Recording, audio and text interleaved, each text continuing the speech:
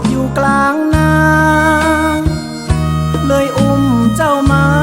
ร่วมชายคาป้อนข้าวขนม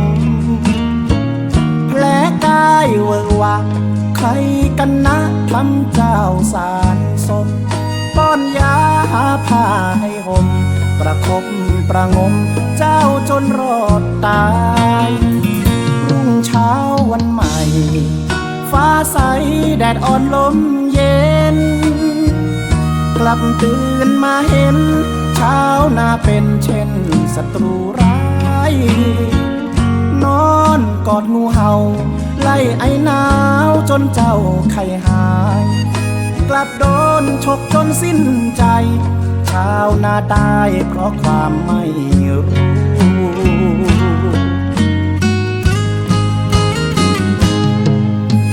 นิทานเรื่องนี้สอนให้รู้ว่าทำดีแล้วไม่มีค่าเหมือนชาวนาป้อนยาให้งูทำดีกับคนเหมือนกันอยากบอกให้รู้บ้านที่เราให้อยู่ยังกินบนเรือนทำเปื้อนหลังคางูเอ๋ยงูเห่านอนหนาวอยู่ในคืนนี้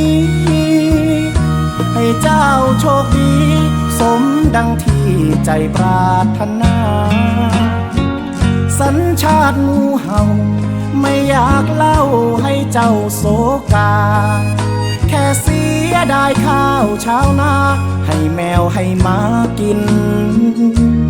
ยังจะดี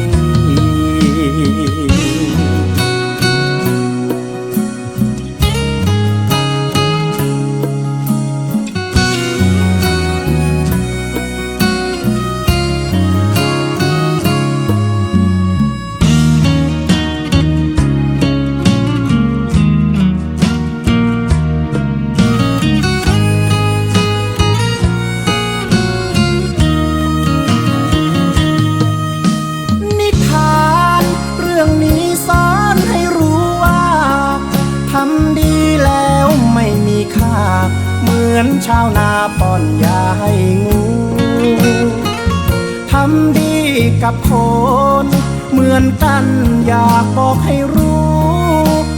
บ้านที่เราให้อยู่ยังกินบนเรือนทำเปื้อนหลังคางูเอ๋ยงูเห่านอนหนาวอยู่ในคืนนี้ให้เจ้าโชคดีสมดังที่ใจปรารถนาสัญชาติงูเห่าไม่อยากเล่าให้เจ้าโศกาแค่เสียดายข้าวชาวนาให้แมวให้หมากินยังจะดี